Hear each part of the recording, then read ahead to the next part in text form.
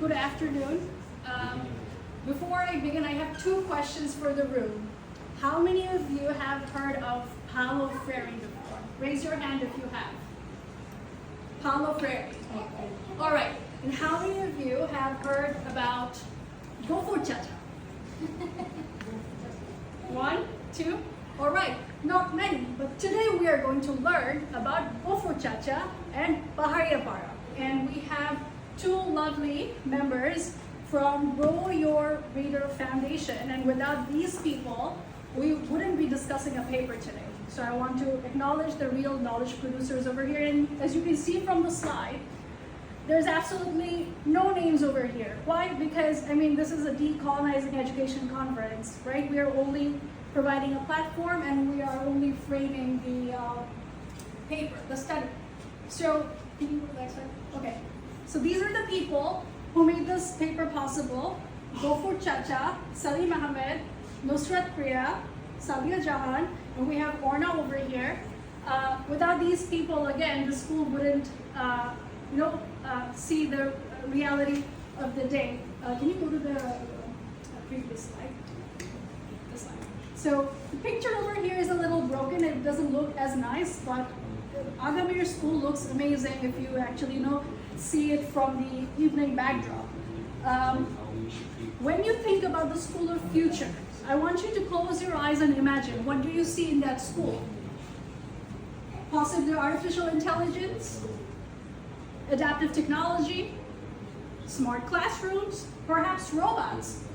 But the community in Baharia Para, they had a completely different vision for the future of their next generation. They built a school that is climate resilient, where in the summer it's cool, in the winter it's warm. Mud structure had this connotation, of poverty, something that belongs in the past. But through the creation and community building activity of making this school, the mud structure was revived. Can you go to the front slide, please? Sorry. Yes. This one. So I'll tell you a little bit of the story. Salim Ahmed, he graduated from National University, possibly only one of the people in his village to have graduated university. And he always felt in his heart that he wants the kids of his village to have the same opportunity that he had. The entire village was so proud of him. And he used to see all these kids from his village walking almost 3 kilometers every single day, exhausted by the flood, exhausted by the heat. The roads are very difficult, missing out on school and parents not being really interested. And he asked, what if we created our own school? So the initiative came from the community. Usually what happens, a foundation goes into a village, or the government goes into the village, and there is this epistemic authority. We are experts. We are external sort of there's a bit of a voyeurism over here as well, right? So over here, the community very organically identified their educational need, and that's what's unique about Baharia Para's case. So it's also really interesting that the name of the school is Agamir School, which if you translate becomes School of Tomorrow. So Salim Ahmed reached out to Grow Your Reader Foundation. And in the beginning, they were very skeptical. There are so many people. How many? Oh, goodness, okay. So go to the next slide.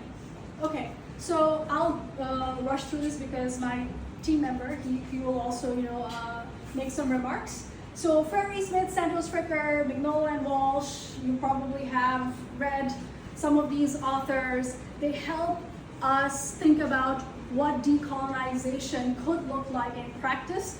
What is different about this study? Usually what happens in the literature, if you look, we talk about decolonization after a university is built or after a school is built. But over here, we're talking about who gets to identify educational need even before there is a school.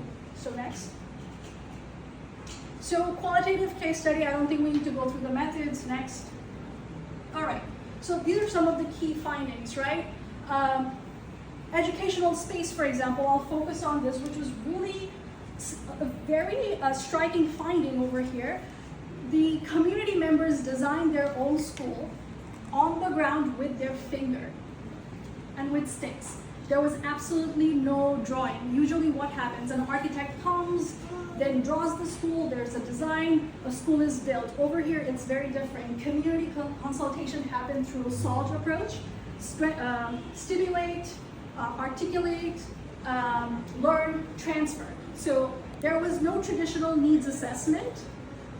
The conversation began with identifying local capabilities and strengths. People realizing that we need intergenerational knowledge transfer, there's a need for preservation, there is a need to look back at heritage. So that's how it started. And there is a climate curriculum where fishermen, farmers, tree planters, women of Pahariapara collaboratively built their climate curriculum. It's been inspired by UNESCO's greening curriculum, but that's linear.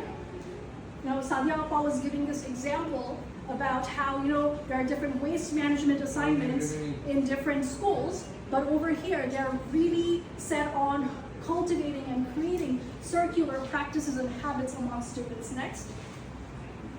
So this is the SALT approach. We don't really have time to go through it. Next. So talking about regeneration, just giving you one concrete example which I found really fascinating. Kids are now building mud structures because they also participated in building their own school. So when they're building mud structure, they know that you can't just put in layers. You need to wait, you need to be patient, you need to give it time so that you can build a really strong foundation. So kids, through making the school, have practiced patience, and that's how they're playing as well. You don't need to give them instruction, and teachers are being trained by GYRF right now, and they are basically co-creators and collaborators rather than acting like authority figures. So there is a huge impact on the pedagogy itself. Next.